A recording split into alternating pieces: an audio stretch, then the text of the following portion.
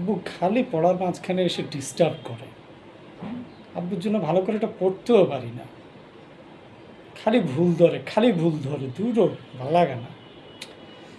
দেখি এখন কি করতে পারি, দেওয়ানি কার্যবিধি নিয়ে একটু পড়ালেখা করা যায়, কিন্তু কোন আদেশটা পড়ব? আদেশ 9টা পড়ি, কিন্তু আদেশ 9টা তো পরীক্ষা আসবে কি না, এটাতে তো বলছে যে এটুকু উপস্থিত অনুপস্থিত। উপস্থিত অনুপস্থিত দিয়ে কী হবে? এটা কি পরীক্ষা কি ইম্পর্ট্যান্ট? পক্ষগণ উপস্থিত হইলেও কি আদালতে, না হইলেও কি, কোনো লাভ নেই। না, নাকি এটা পড়বো না।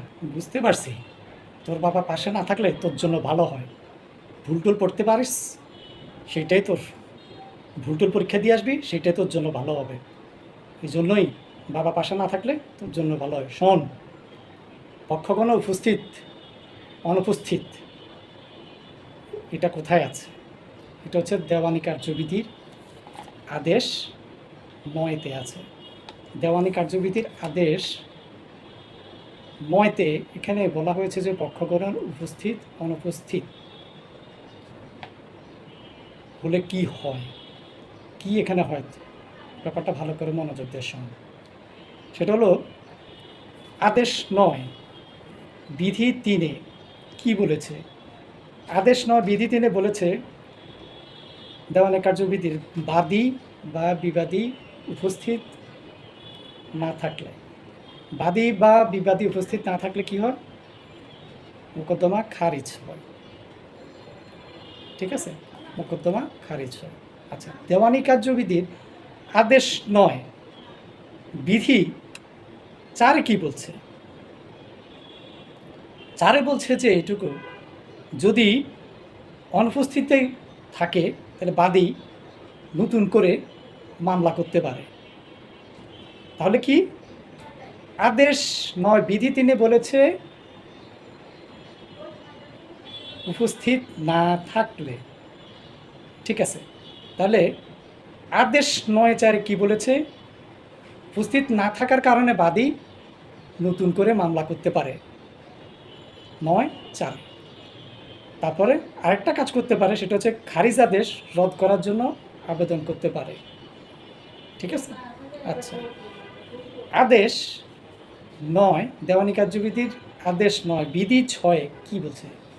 আদেশ 9 বিধি 6 বলেছে বাদী উপস্থিত কিন্তু বিবাদী অনুপস্থিত। তো বাদী উপস্থিত কিন্তু বিবাদী যদি অনুপস্থিত হয়, সেক্ষেত্রে অনারেবল কোর্ট কী করবে? একতরফা ডিগ্রি দিয়ে দিবে। তাহলে যদি একতরফা ডিগ্রি দিয়ে দেয়, তাহলে এখন বিবাদীর করণীয় কি? বিবাদীকে যখন বিবাদীর বিরুদ্ধে চলে গেছে, তখন সেই বিবাদী একতরফা ডিগ্রিটা রদ করবে, একতরফা ডিগ্রিটা রদ করবে। তাহলে রদ করার জন্য, তাহলে দেওয়ানি কার্যবিধির আদেশ 9-13-তে তাকে রদ করার জন্য একটা আবেদন করতে হবে। রদ করার জন্য বিবাদীকে প্রমাণ করতে হবে, যদি সে রদ করতে চায়, তাহলে এই রদ করার জন্য বিবাদীকে প্রমাণ করতে হবে যে সমন যথারীতি তার উপরে জারি হয় নাই। সমন যথারীতি তার উপরে জারি হয় নাই যদি সে প্রমাণ করতে পারে, তাহলে একতরফা ডিগ্রি রদ করতে পারবে। আরেকটা সে কারণ সে দেখাতে পারে, যদি উপযুক্ত যদি কোনো কারণ থাকে বিবাদীর, যে সে উপস্থিত হইতে পারে নাই, তাহলে তার কিন্তু একটা উপযুক্ত কারণ দেখাইতে পারবে। তাহলে এখানে দুইটা কথা আমি বলেছিলাম, সেটা হচ্ছে এইটুকু যে রদ করার জন্য তাকে প্রমাণ করতে হবে যে সমন যথারীতি জারি করা হয় নাই। তারপরে তাকে দেখাতে হবে যে সে যে উপস্থিত হতে পারে নাই, তার একটা যথাযথ উপযুক্ত একটা কারণ অনারেবল কোর্টকে দেখাতে হবে। আচ্ছা, এটা গেল দেওয়ানি কার্যবিধির আদেশ 9 বিধি 6। আচ্ছা, এবার আসি দেওয়ানি কার্যবিধির আদেশ 9 বিধি 8-এ কি বলেছে? 8-এ বলেছে বিবাদী উপস্থিত বাদী অনুপস্থিত। তাহলে উপরেরটাতে যাই, আদেশ 9 বিধি 6-তে কি বলেছে? ওখানে বিবাদী কিন্তু অনুপস্থিত।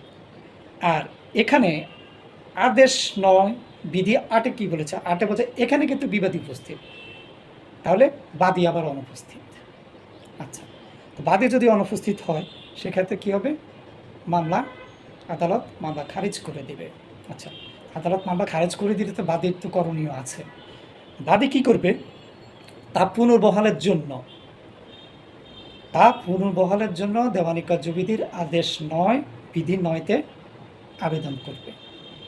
ঠিক আছে, তাহলে সংক্ষেপে একটা জিনিস মনে রাখা যায়, সেটা হচ্ছে এইটুকু যে আদেশ 9 বিধি 6-তে কী হয়েছে?